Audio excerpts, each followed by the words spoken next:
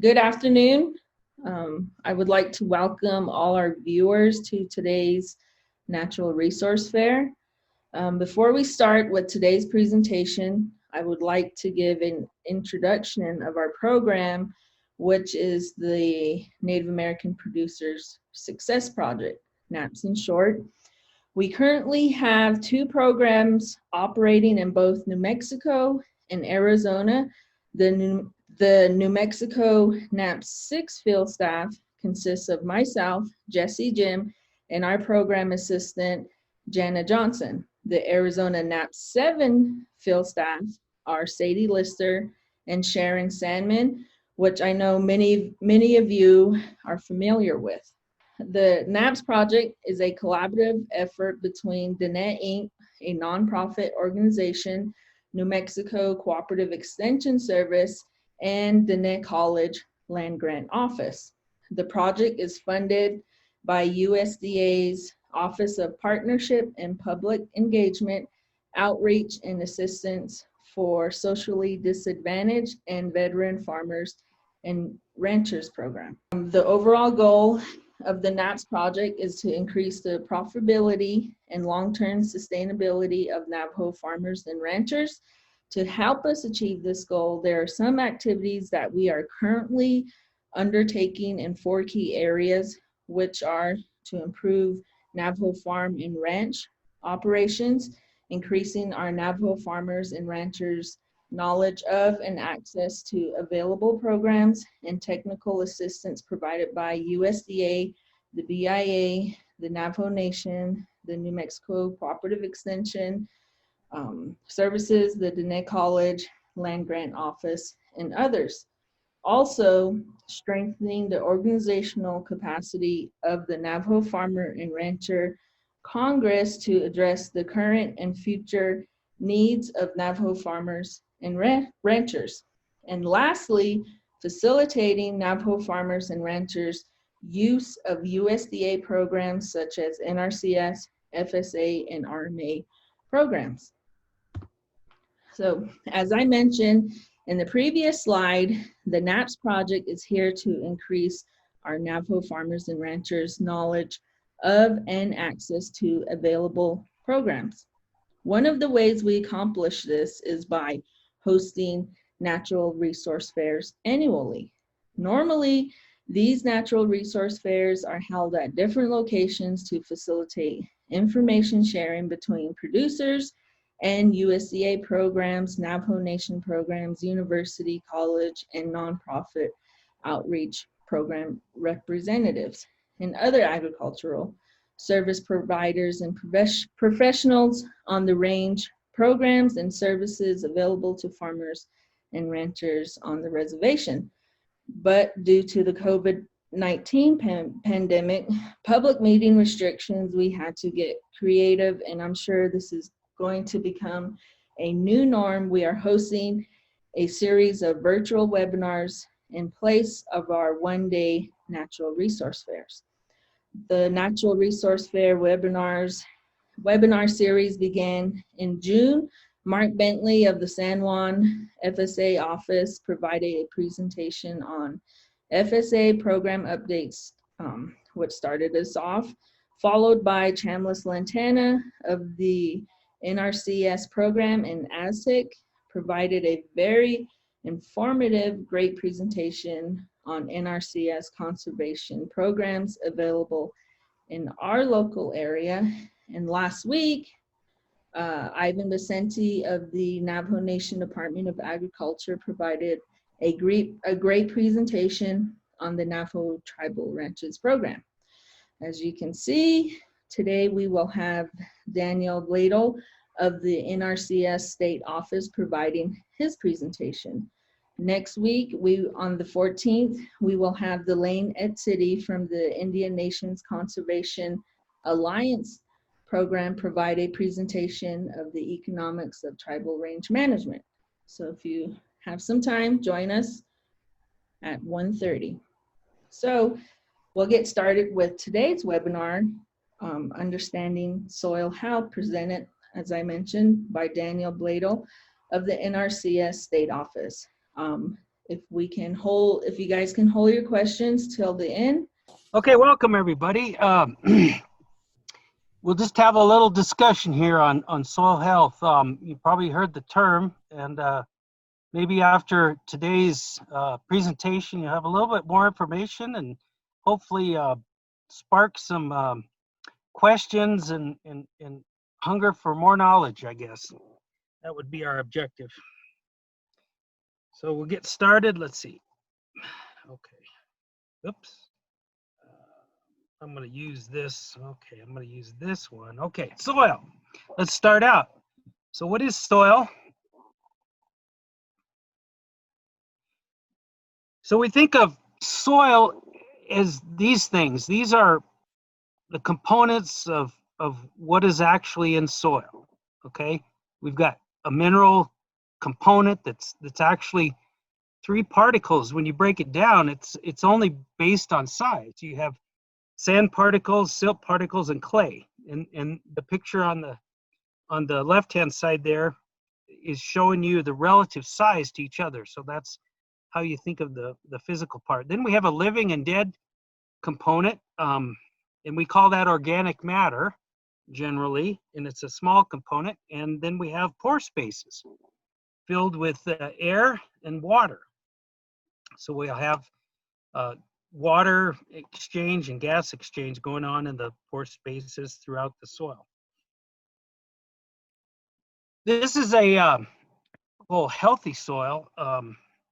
What it might look like, just to give you an idea of kind of how these things break down. So most of the soil, or about half, not quite half, is mineral component. Then we have air making 20 to 30%, and then water. Okay, so these change, of course, as the soil wets and dries. And then the organic matter makes up a very small percentage. Now in New Mexico, in a dry climate, a typical organic matter maybe 1% or less. We have soils that get up to 2 and 3%, and that's possible, but that's generally with a lot of inputs and a lot of work. So these are the soil functions for agriculture. What's important about soil? When we think of soil, it's important for our production of everything. I mean, everything comes from the soil. I mean, even when you think of mining oil and gas, it came from the soil at one time. It was a plant, an animal, and it turned into humic substance and further into coal or natural gas. Timber, the minerals that we take from the soil also, the iron, ore, and the other minerals. Okay, so everything we have comes from the soil. We need the soil to capture, filter, and store and drain water. Okay, it can do all those things in a good manner or a negative manner. Okay, we need soil. Soil cycles nutrients, so we can grow everything. Soil can mitigate temperature extremes. It can protect plants from pathogens. Filter, of course, filter and detoxify pollutants. We often think of that in terms of maybe land farming when you have a toxic spill. So it's very important for that. And then also store carbon and modify release of gases. Soil health this is our definition, the official definition.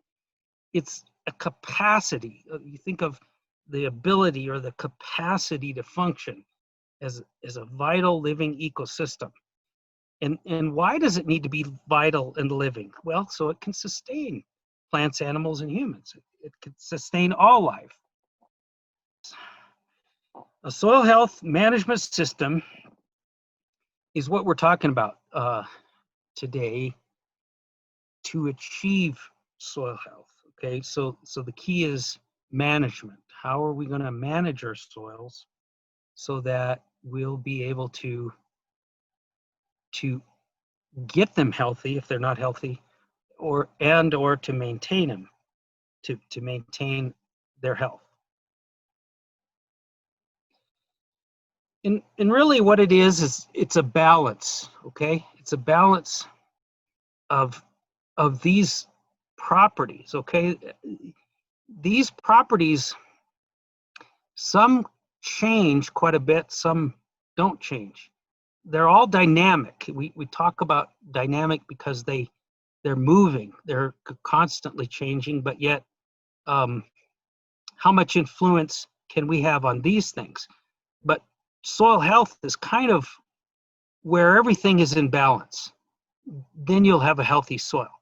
If you get out of balance, for example, with chemicals in farming, say we start relying on chemical fertilizer, chemical pesticides for farming, well, we're kind of getting out of balance because we're replacing the normal processes of nutrient cycling in soil with inputs. And it's not that we haven't had giant success in agriculture or perceived giant success, let's just quantify that a little bit, with production, but it is not in balance. And in a way to test that would be to go to a field that's in a highly conventional system, and look at the soil. And there's ways, we'll talk about that in a little bit, of how to look at the soil and how to tell if it's destroyed or not. But one thing to keep in mind is you can still produce on destroyed soils, but you will end up having to put a lot more inputs. So the sweet spot of soil health is really where those converge, kind of right in the middle, a perfect balance. So what am I really talking about with soil physical properties? Okay. Soil is named for its texture, okay? That's its physical property. It's named for this percentage, this sand, silt, and clay. And again, all these are is sizes. Sand particle you can see, okay, in your hand, even though small, and even a fine sand particle you can see. Okay, once you start getting to silt, if you put this in perspective with the particles, you really won't be able to see silt. I mean, you can feel it, and we have ways that we can feel it, but you can't really see it. And you absolutely cannot see clay. But you know what clay is. We know what clay is, and you know what sand is. So we know what textures are: sandy, silty, and clayey soils. This just gives you a kind of, it's a way, as soil scientists or people that love to classify what a soil is, it's a percentage. That's how this triangle was developed. It's a percentage of clay, silt. If you see it, each part of the triangle, sand is way down at the lower left-hand corner, way up at the top is clay, and then way down on the other corner, silt. So all soils are a mixture, and that's how we describe a soil. We say, okay, we have a clay soil. It's clayey, or it's loamy. Loam is kind of in the middle. I've got an example of a loam. So you have about 20% clay, about 40% silt, about 40% sand. So not so much clay. You start getting over about 40%, and then you'll be in a clay soil. You get in, or actually, if you go to the 55% there. But anyway, think about when somebody tells you about soil, they say, oh, I got and especially in agriculture, when they say, oh, I got sandy soil, man, I can't keep water on it. It's very sandy. It's down by the river. Okay. And then but other places, oh, I've got just clay, man. That stuff gets hard as a rock. So I've got a clay soil. So that's how we think about soil. Maybe one of your first ways that you think, it's common wording, common parlance is how we describe soil. We say, oh yeah, it's clay, sandy, and silty, or silting in. So how would you determine what your soil texture is? Well, there's couple different ways. We've got a way that we can feel it by hand, and we can do jar tests. You may have done these before. You just take any soil, put it in water, shake it up, and then let it settle out, and it'll actually settle out into these three particle categories, just like the little jar test shows. So you'll have sand, a whole bunch. The sand will always go because it's the heaviest to the bottom. Silt will be your next layer, and then clay. And so that's a way that you could texture. And then also you can go to our web soil survey, and you can you can find almost any soil. If it's agricultural soil, it should be in there. It should be mapped. And it's a pretty easy tool to use. You can go and just start it, and you outline a map, and you say, I want to make a little map, and you can actually locate pretty big scale your farm or ranch, and find out what the soils are. So that gives you good information, and somewhere to start at least. And here's another way to think about it. Again, we're thinking about texture. In these categories, these characteristics over here are general, and it's how I used to only think about soil. Okay, I would think in terms of the texture. Oh, sandy, silty, clayey. So ability to compact, it's low for sand, but it's very high for clay. You can compact, obviously. Airspace, of course, is going to be low in clay. Fertility is actually going to be higher in clay because it has more particles to hold on to nutrients easier, whereas it's lower in sand. Okay. Tendency to form clods, you can look at all these things: water holding capacity, permeability, all these things. And you can think of it, okay, my soil is a clay. Yeah, it's called a clay. It's called a clay loam. It's called, in the soil survey, calls it that. Okay, that's a good place to start. But this is the question. This is knowing the soil texture. It is important, yes, but it's not enough. Soil structure must also be considered. So what is soil structure? We'll go over that here. Okay, think of soil structure. This is a good definition. I like this one. Just the arrangement of the particles of the texture into larger clumps or aggregates. We love that word aggregate, and we use it a lot when we talk about soil health because it's very important. So you can see here, organic matter,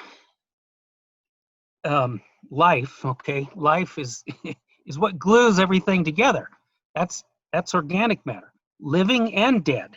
Okay, the circle of life, with water being part of all of this. Okay, and then so we have that holding it together, and then you have large pore spaces between aggregates. Okay, that's where the air and the water is, and then you have small pore spaces filled with moist soil. Even smaller pores inside the aggregates not shown are filled with water. So it can go. See, you're looking at a 1/10 of an inch, something you could actually see. So you'd be actually a macro, what we would call a macro aggregate, if you could see that.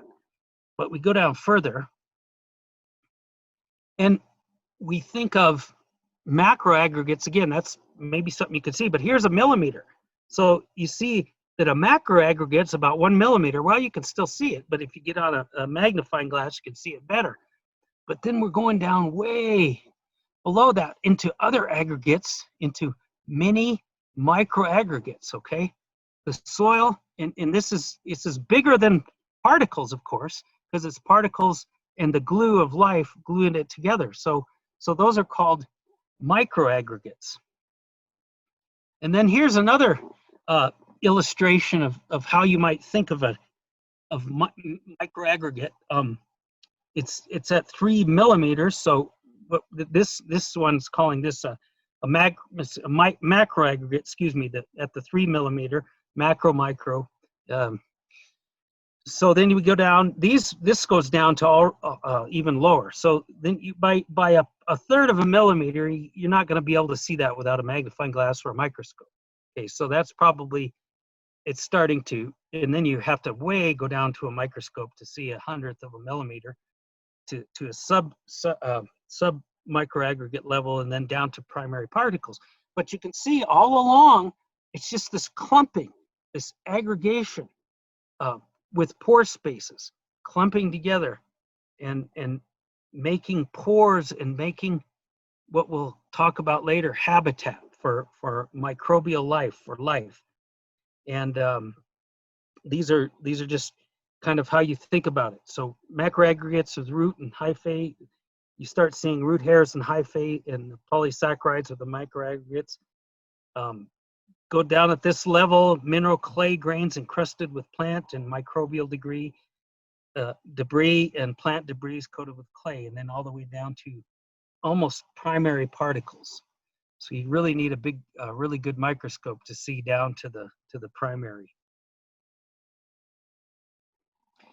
So how we treat the soil either builds or destroys soil structure. You cannot change texture of the soil. Now, that's not 100% true, because if you get if you're managing the land so much, or natural, or because of management, you get wind erosion or water erosion, and it changes it takes all of the topsoil. Well, it probably you could say, yeah, it changed the texture because it's called the topsoil that was maybe a loam and down to a clay. So you could actually say, well, it changed. But generally, we're talking about the soil structure, okay?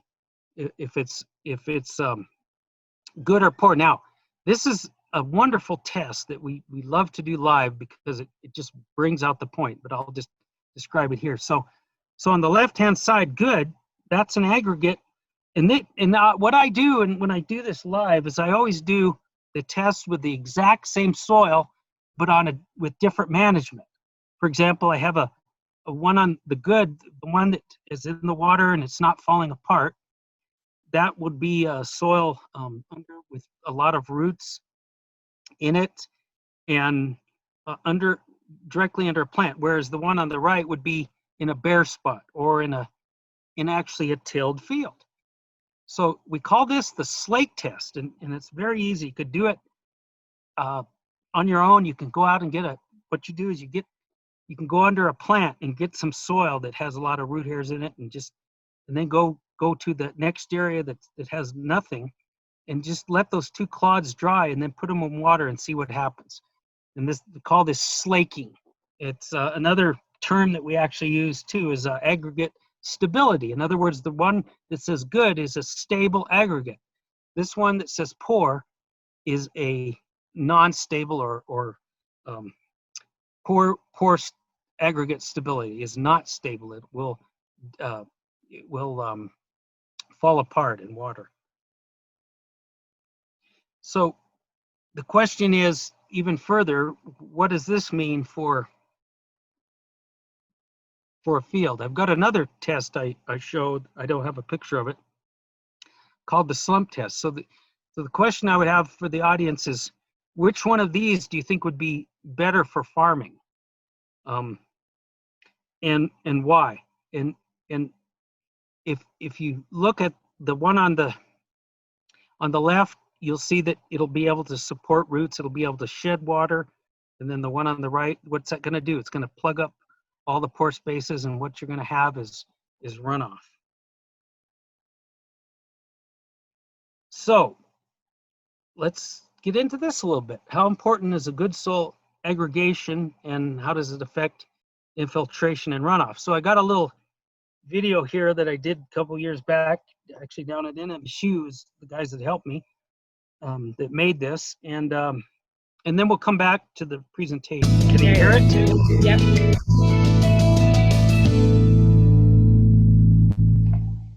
What we're going to show you today is the soil and plant properties of infiltration and runoff. On the far left-hand side there, we have a cropland field soil that has been recently tilled. It's the same soil as the next soil, which is from an orchard. This soil in particular has some compaction issues, and it's covered in the type of cover that would normally look like this at this time of year.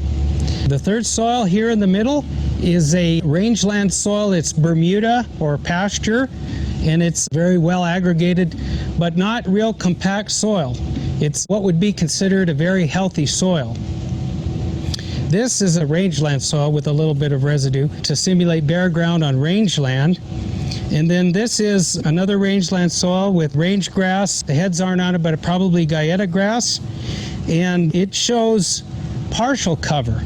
So what we want to do is simulate rainfall, and that's what these gauges are for. And then we're going to look at both infiltration and runoff, and then we'll discuss the differences.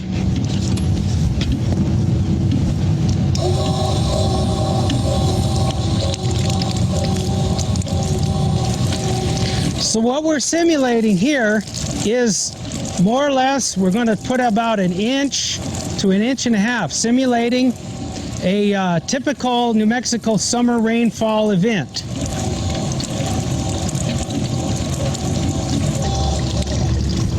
Okay, let's talk about the results of what we see here. Now, very first thing you see, obviously, is the runoff in the front jars, and you can see the difference in runoff. Now, from our rangeland with partial cover, we have some runoff, some soil. From our rangeland with no cover, we have a lot of runoff and probably good siltation. We can get some with our fingers, not a lot. From our rangeland soil that is healthy, that has a lot of good cover, very little runoff. And what's there is not perfectly clear, but clearer than some of these others. From our compacted soil that's on orchard ground, we have runoff maybe a little bit less than the same soil on a tilled ground. Now let's look at what the infiltration on the different soils are. Okay, so from this soil that ran off a lot, that's cultivated, we have very little infiltration. In this soil that's compacted, also a little bit more because it's a perennial cover, so you're going to have a little bit more infiltration, but again, not as much. You have these, most of the water is in the runoff. Over here, with our healthy rangeland soil, what do we have here? We have a lot of infiltration. Very good infiltration, captured water, and we'll talk about that in a little bit. In this rangeland soil that has been not covered, has bare ground, a little bit of infiltration, but not very much. And then again, we have partial cover. Even just a partial cover on rangeland that's protecting against the rainfall, you can see that we have some good infiltration. So what we look for and what is important about this is the importance of keeping a good plant cover on the soil at all times. And that is particularly important in New Mexico when we have such strong rainstorms that come all at once. The soil needs to be healthy, it needs to be well aggregated, and it can only be that if it's in a healthy state. This is what we want to keep.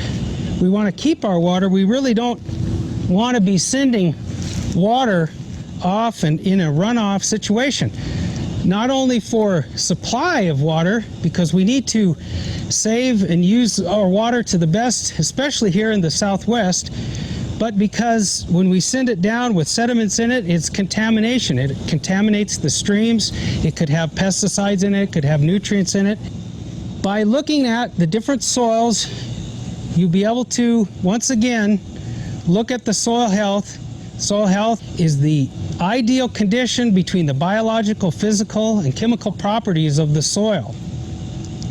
And with good plant-soil relationships, we can achieve that.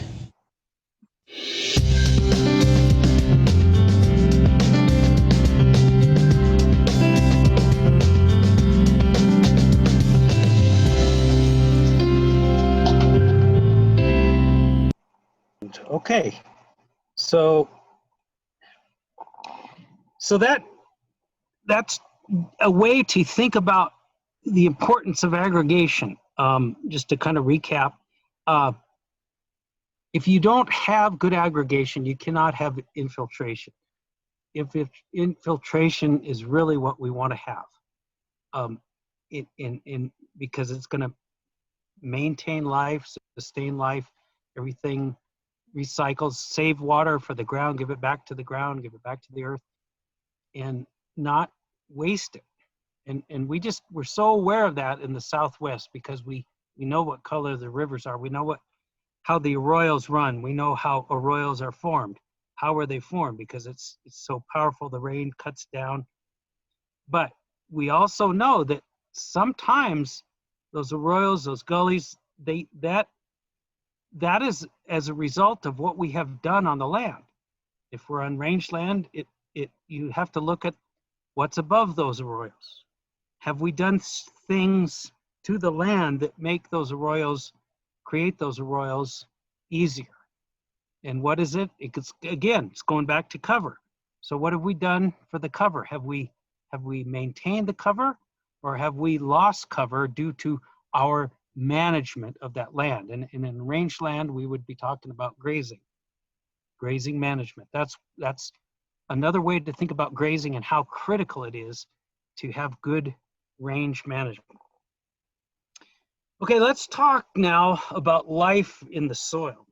Okay, we'll get into the biological. We've talked about the physical, a little bit about the chemical properties. We'll talk now. Let's start thinking about the life, the biological, and really, it's the most important. Again, life, soil health. You have to have life to have health. Okay, so we're talking about the life in the soil beyond just the plant roots. We're talking about millions of forms of life. So here we go.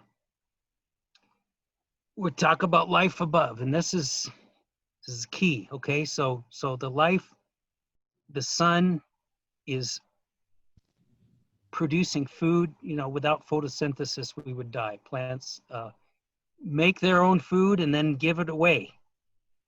They give it to us, but when we harvest, all their work goes to us, or all of it goes to a cow and then it goes to us. So it's just critical. It's absolutely critical that we do things that maintain this. Let me go back to my,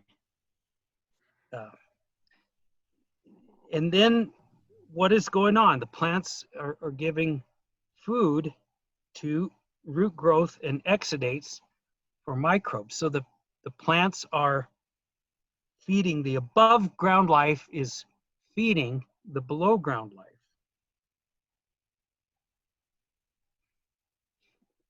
Again, life below, billions of individuals, visible and invisible.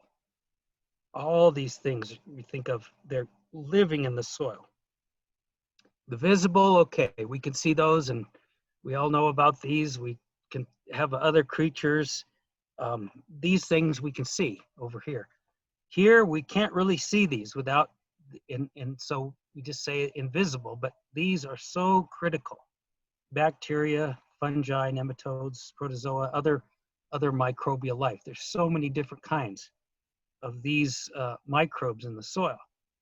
And actually, when we talk about soil health, it's interesting because these types of invisible life forms start to dominate a poorer. For example, a soil in poorer health is going to have more bacteria than beneficial fungi, and so it even goes down to the microscopic level. So what are these things doing in the soil? What are these organisms doing? They're doing all kinds of stuff that we take it for granted when we don't, because I mean, what a beautiful system that's working. Things are getting decomposed and carbon's being cycled. Structures getting enhanced with good microbial life, with healthy soil. Nutrient cycling is occurring. Pollutants are getting detoxified. These microbes are forming symbiotic associations with plants. They're enhancing plant growth. They're controlling each other. These populations, when they're in balance, they can control each other. You know, one thing in agriculture, and especially when I first learned agriculture in college back in Montana, actually, so we had a course called plant pathology. Well, what did we learn? Okay, well, we learned pathogens are bad, microbes are bad. I mean, it's not that the focus wasn't on balance of microbes. It was on, okay, we got this pest, this microbial pest, for example, viruses, fungi pests, and bacterial pests in the soil. How do we get rid of them? Okay, well, the answer is the balance. It's not that, okay, why do we have so many of those and why are they a problem? Because the system's whacked out of balance, okay? That's why you've got Phytophthora, for example, on chilies in Mexico. Well, you grow chili after chili after chili after chili, and you just got this population that's built up of pathogens, of very detrimental fungi. And there it is. And why? Because you grew the same crop over and over. We'll talk about the principles in a little bit of how we got there, but if you don't rotate crops, grow different things, and all these other principles of soil health, you're going to get those. And so then we thought, okay, well, we forced it, and we're going to force it to grow this one crop, chili after chili after chili after chili. Okay, so we can have chemicals, fungicide, they can kill the fungus. Okay, that does not address what the problem is. You're putting a Band-Aid on. You say, okay, well, it's great. Modern chemistry is great. Okay, well, no, it's a balance problem.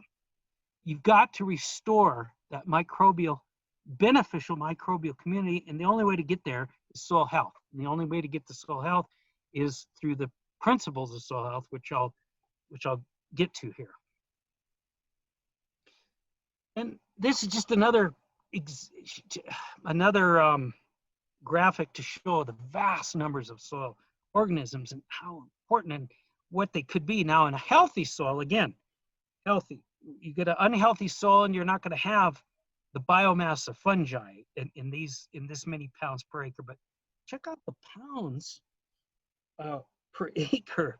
If you have a healthy soil, you're talking 27,000 pounds per acre of biomass, of just populations of billions upon billions, 10,000 Earth population of people in 1 acre. I mean, it just blows the mind. It's just almost unfathomable. But yet, somebody had taken this, figured out how to weigh it. So you go, okay, well, 27,000 pounds per acre. If you're a livestock producer, or even if you're a crop producer, but especially if you're a livestock producer, you're thinking in terms of pounds of beef, right? So you have 1 pound cow, 1,000 pounds per acre. Well, this would be like, in a healthy soil, 27 cows per acre. And so another way to think of this is, how do you take care of your living organisms, your livestock, if you want to look at it that way? We think of livestock, it's our livestock, we got to take care of them. We take ownership. Okay, let's take ownership of our livestock below the ground. Let's think of it as, I got to feed them, I got to provide them habitat, I've got to do all these things, and then they'll pay me back, and we'll be able to share in a very, very positive way if I take care and I build these things. And where do they live? Okay, this is where they live. They're on, and in between the soil particles, root hairs, and organic matter, okay? And the micro aggregates. Remember the term microaggregate from before? That's where they are, okay?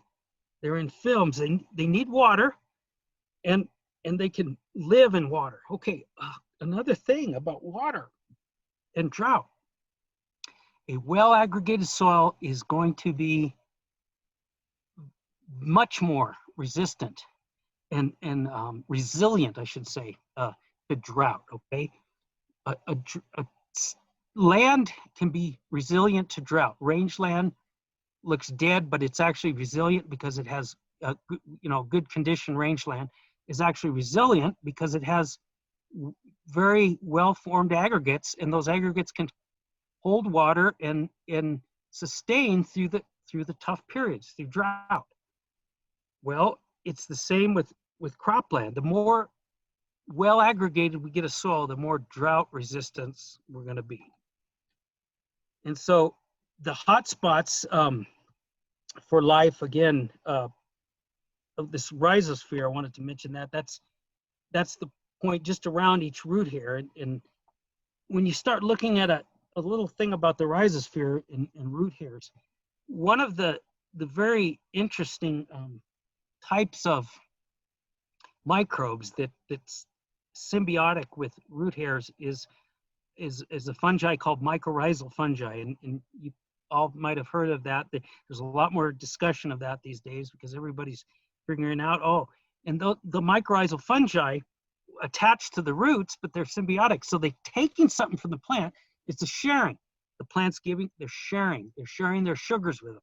Okay, so the microbes and the mycorrhizal fungi say, we'll go out and we'll look for, we go out and what are we going to give this plant for exuding and giving us sugar? Well, we're going to find particles of phosphorus and even nitrogen and other micronutrients, and we're going to give it back to the plant.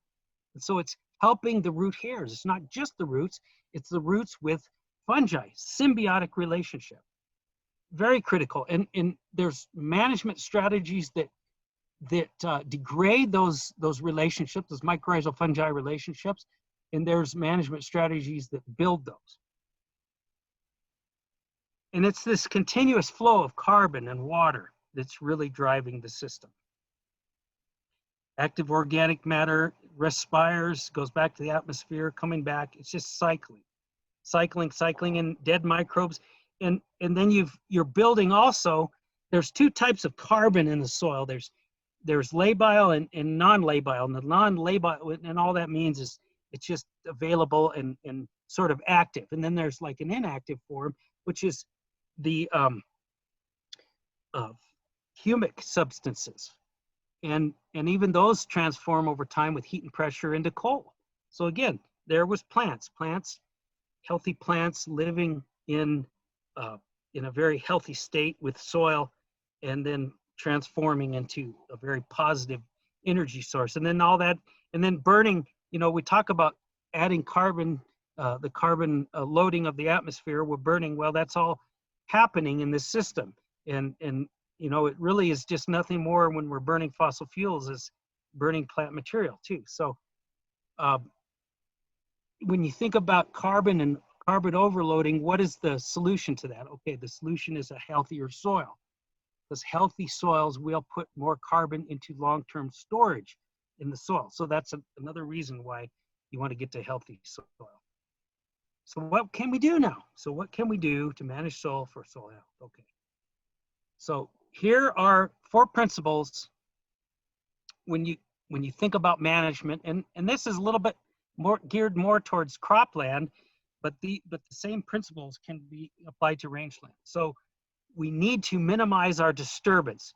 In cropland, that means tillage. We need to figure out how to minimize that, okay? We don't need to till. That's a whole discussion in itself. We always thought that we need to till everything to kill weeds and to prepare the soil, and guess what you're doing? Every time you're tilling, you're destroying the soil. We need to keep, you're destroying soil aggregation, I should say. We need to keep the soil covered. We need to keep living roots in the ground, year-round as much as possible. as many months, all year round if we can. And then we need to be growing a lot of different plants and rotating crops and incorporating livestock into cropland even. And that's getting more and more popular today. There's way more interest than there ever was in that subject. So what we're doing with these first two principles is we're protecting the soil biology. We're maintaining stable aggregates. We're reducing erosion and runoff. We're buffering temperatures. We're reducing evaporation, maintaining soil organic matter. Again, water holding capacity, the ability of the aggregated soil to hold on to water. And so it can hold on to some and infiltrate and store it, okay? And its ability to hold nutrients, to cycle nutrients and provide habitat. All of this is, we think of these two principles, minimizing soil disturbance and keeping the soil covered, as protecting the soil, okay? Then, so we need to protect. Now, you guys, a good example of this too, soil with cover without. Just go out, well, if you have a temperature gun, they're using temperature guns on us everywhere now, but you could use a thermometer too, but just test, like, especially on a day like today where it's 100 degrees, go take a reading of this bare soil, okay? Bare soil is gonna be probably 140 or something like that. And then go over and go to where there's a covered soil, okay?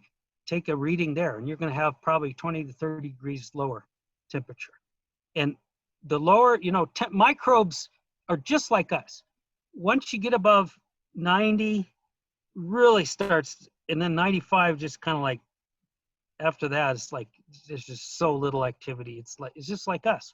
Where do we love? Where do we love to be? We love to be in the 80s and the 70s, right? That's the perfect ideal temperature for humans. They love it to thrive in the 70s and the 80s. And it starts getting hotter and colder on either end. Our activity takes way more effort and we slow down. Same with microbes. They're they're just like us. So keep that in mind. So what do we do? So tillage, not like this. Okay, so I know I love, and I'm not saying don't ever use a rototiller, but the idea that you need to rototiller that live in, and I know it feels good too. I love being behind a rototiller. That's one of the most wonderful things you remember about gardening and thinking about, oh, it just feels so good to just work that soil, and work it up and killing all the weeds, getting it prepared. Well, the more you do that, the more you're actually breaking down those aggregates. And so it's actually not a good thing. You're busting it down, you're making it so the soil is gonna compact, it's gonna get crusty, and it's not really gonna infiltrate. Even though that's what tillage originally was thought, that we have to break up the soil. But if you use the right kind of practices and use plants and use minimum tillage, you can avoid the need to dig up the soil and have such aggressive tillage.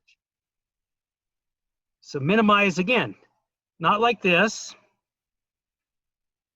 something like this. So minimum, there's ways to do it with a big, this is called strip tillage, okay? So you're not tilling everything, you're just tilling a small enough part to get the seed in.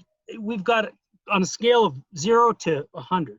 So 100 would be maximum tillage, black soil farming, we call it, or clean tillage. Clean tillage is another way. And you see that all over the place. You go anywhere you go farming, you'll find tilled fields, right? And we want to say and we want to think that, if you're farming, you shouldn't see the soil, okay? That's something that could put it in perspective. So why do we see, okay, so, and you can argue, okay, well, we got a land level in New Mexico, we got a land level, so you got to get down to mineral soil. Okay, I'll give you that. And again, not all tillage all the time, but you could certainly reduce tillage. And there's people that have never, I was just watching a presentation before this, and there was a gentleman in Indiana, he grew up on a farm, and he did not know tillage. He was 100% no-till. He grew up that way. He's just a young man. He's just out of college, and he he said people were starting to talk about tillage. He didn't even know what it was. He had to actually call his dad and say, what is tillage? You know, so, and we've got examples of that where, you know, and again, I always, when I think of Native Americans, think of Navajos and the ancestors, and how did they, the evidence that you don't need tillage or don't need excessive tillage is right there in front of us, all around us. We're here. Navajos are here because their ancestors knew how to grow food, and they didn't need that much tillage. There was some disturbance, but it wasn't like, okay, I gotta take the tractor and plow the field black and then I can see. No, that's not how they did it. And so the evidence is there. So minimize, again, tillage like this. You know, there's so many different ways that we could have different ways to minimize tillage. Okay. Protecting soil biology, keep the soil covered. Again, not like this, like this. Let's keep it covered. It's got to cover cool protection from rain. That's what we need. Now, feeding the soil, these are the other two principles. So how do we feed the soil? How do we feed the microbes? How do we feed life? Just like we feed our animals, keeping living roots in the ground. That's the feeding right there. That's the carbon pump. That's the sugar pump, pumping it in, keeping everything going. And grow different crop plants as much as possible and rotate, grow different stuff, diversity, and add livestock. I didn't put it in here, but livestock grazing is part of this diversity, okay? All these things you will benefit. You'll break the disease cycle, stimulate change, increase your organic matter, increase your nutrient cycling, enhance your plant growth, and actually take down the predator populations and the disease problems. When everything's in balance, diseases can't affect things that much. They can't. They're there. They're always there. The bad stuff is always there. Insects too. But if you got this diversity in this robust system, you're not going to need to come in with an input like a chemical pesticide to as a crutch to kill them. You know, because you're in a robust, healthy system. You know, again, this is something that we can do in New Mexico fairly easily all over the state, even up north. You know, we can keep stuff. I've grown stuff all year round, and even in Gallup, you know, you can grow. There's plants that grow. They don't really go dormant. They do, but I mean, in the mountains, but there's stuff's always growing. I mean, it really never is going dormant. So if you get the right types of cover, and you can get amazing results, and you can keep living roots in the ground. There never has to be a time when you're completely fallow with nothing in the ground growing. Again, grow different crops, rotate, incorporate livestock as much as you can, and rotate. So remember, collapsed soils will do these things. All the things that you don't want. That's why I put it in a jumbled fashion here. Struggle to support, you know, restrict water, erode more easily, store less, all these ugly things that happen when you have a collapsed soil. But when you have a healthy soil, you're going to have these things. It's going to be stable, you know. It's going to be efficient in its nutrient cycling. It's going to resist pests. It's going to drain well. Store water, drain well. Wonderful. Help plants grow during stressful events, droughts. It's going to be resilient to drought and support productive plants and livestock, which is the key to what we need. So, just to recap, these are the types of things that you can think about that promote soil health and things that take away. Aggressive tillage, fallow. You know, you don't really need a fallow season. I mean, there's fallow came along with being able to build moisture or get rid of diseases, but if you have balance and a good balance of life, you don't need fallow. Monocropping, you know, that's one of the most destructive things we've done and we've forced it so we can do it with artificial inputs, artificial fertilizer, artificial pesticides, being able to monocrop. But better is diverse crop rotations. Annual perennial crops. Well, we can grow annual crops. Perennial, we could.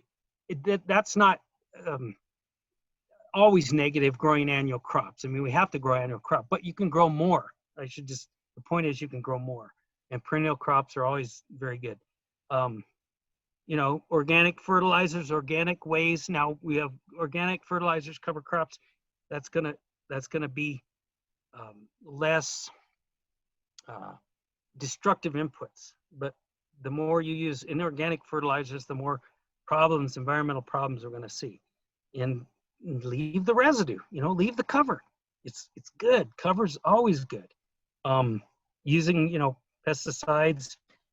Always think about integrated pest management. I mean, it's not you don't have to be organic, and you can use some chemical, but just keep them in reserve. I mean, if they're, you know, things that get so far out of balance, okay, maybe we can bring in a chemical, but just keep them in the background as a last resort, and try to always move away from those. That will get you to soil health.